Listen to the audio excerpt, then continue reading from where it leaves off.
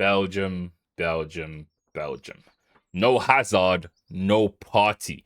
This team is the definition of wow. Like they are, they're not. I can't consider them a big nation.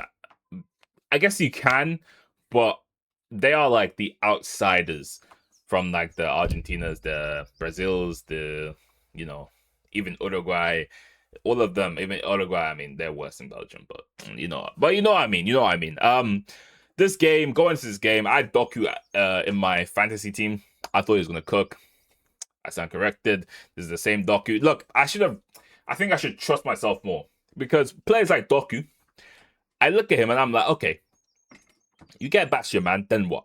And to be fair to him, in the last couple of months, well, last couple of weeks, I guess, or 1 to 2 months, he was showing that he could do that with his final third product. He was banging in goals. He was making the right plays. His IQ, I thought, raised a level, but apparently flipping not because the game was dreadful, absolutely dreadful. Tielemans, captain, not a captain's performance. I think he was also very poor. Same with Andre Onana. My name's not. Oh wait, it's not. I was literally about to say the flipping the quote Amadou Onana. My name's not Andre, mate. There we go. I mean Charles, my bro, TDK, Trossard, the whole Belgium line stunk. But Egypt, shout to them. Very, very good in the first half. Capping off with was it first half they just scored? Yeah, it was. Ashur, yeah. I'm pretty sure Ashur's was it was a tapping, wasn't it? How am I forgetting these goals? How am I actually forgetting these goals? No, it wasn't a tap-in. Salah, oh no, I remember the goal perfectly. Salah was running, Salah passing into Ashore, and he banged it. That's why there was no tap-in. It was a banger bottom left. Courtois couldn't really do anything about it. Courtois was a bit shaky this game as well. Huh? Like, he was dropping balls. Pause, bro. But yeah, he wasn't feeling like himself today. Ngoy, shout out to Ngoy. I feel like he was pretty decent and probably one of the better Belgian players. Not really saying much, but yeah. Look, Kevin, he wasn't shit, but he wasn't amazing. He was decent, like how he's always been. I mean, I'm joking. But yeah, the substitutes, I mean, Lukaku came on, and to be fair, it wasn't his goal, but he did have a huge involvement in the goal, pressing, getting on the end of it. Obviously, it wasn't his goal awarded at the end, but he was there. His presence was there. I don't see CDK doing that, of course not. And they got the equalizer. And then this is what I meant by in the last 10 to 20 minutes of this game, the game was like, okay, a bit of poorness going on in the game, but they also felt like, okay, both of these teams know that they are the favorites to go through, I guess. Finish first and second. No, I mean, I have Iran to finish second, but people have Egypt to finish second. They feel like, okay, get a draw out of these games, beat one of Iran and New Zealand, and you're pretty much through. But I will say, it will not be that easy. As we go into Iran versus New Zealand, one of the games of the tournament, if someone told me game of the tournament, I'd be like, okay. But once again, I feel like this was once again with the group format, 10 to 20 minutes, last 10, 15 minutes, sorry. They were like, okay, we got the draw. Let's keep it a buck. Let's leave it. Because, I mean, but I just feel like with these two, it's more of a fact that you have to win this game because it's no guarantee you're beating Belgium or Egypt. And you two are, I guess, well, Iran for me is the second best team in the group. But to many people, these are the two worst teams coming out of this group. But the way they were playing today, hell nah. New Zealand especially. Shout out to Chris Wood. Christopher, what the flip was I watching? The hold-up play of the ages, the hold-up play of the century. If you want to be a hold-up play, if you want to idolize hold-up play, watch Chris Wood versus Iran 2026 World Cup.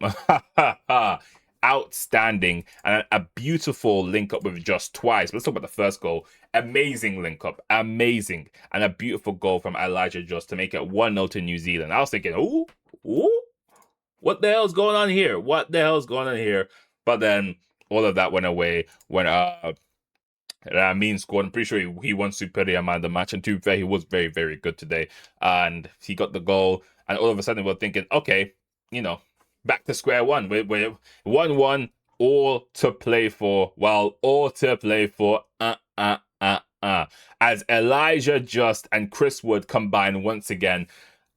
I was going to say I was questioning the goalkeeper. I haven't rewatched the goal, but I feel like the goalkeeper could have done a bit better there, but, whatever. The goal was amazing. The goal was literally amazing.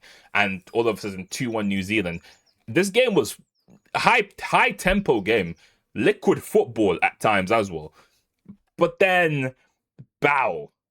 10 minutes later, the play was amazing. The ball gets switched. I think it was Mohammadi who switched it to Ramin, and then Ramin plays a wonderful ball to the not the substitute, sorry, to the right mid, or I guess it's a midfield central. Mohamed Mohebi, exceptional, and I mean, guys, exceptional. My light just switched off. My lights. You know what? We're getting dark today. An amazing header. That header is probably on par with Van Dijk's one. Maybe Van Dijk's one's a bit better, but an amazing header to make it 2-2. But I feel like with Iran, Taremi had a stinker, bro. Obviously, he had that chance where he hit the post at the first half, but he was making the wrong choice. He was trying to dribble. Taremi, calm down. You're 33 years of age. You're stiff like a truck. Lay the ball off or just shoot the ball. Like, it's just that simple. And nothing was working for him today. I do feel bad, but yeah, I don't think Taremi was playing very, very good. Tim Payne. Tim Payne, you got those millions, but I mean, you're a bit shaky, but you got your clout, so here's what it is. And you'll represent your country, and you didn't even lose, so shout out to Tim Payne. But yeah, just Chris Wood, just silky, very silky on the ball. But what's it called? Where is this guy right here? Wow.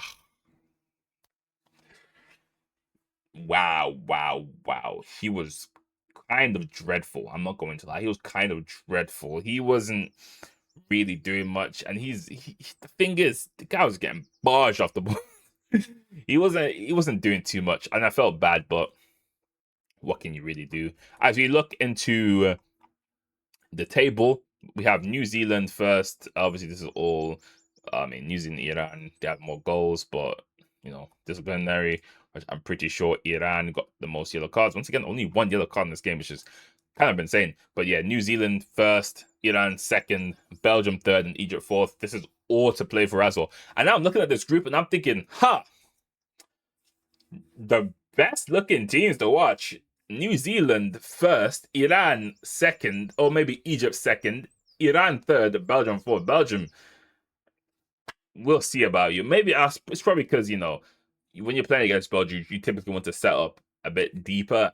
Obviously, they are the best team on paper in the group. And obviously with Doku, you want to double him all the time. And that's the most effective way to stop him. So shout out to all these teams. Well, shout out to New Zealand and Iran and Egypt. No shout out to Belgium. Group G looking good, but we still have 2 more groups left with not 2 more groups. What am I talking about? 4 more. Is it 4 more groups? God damn, yeah, it's 4 more groups.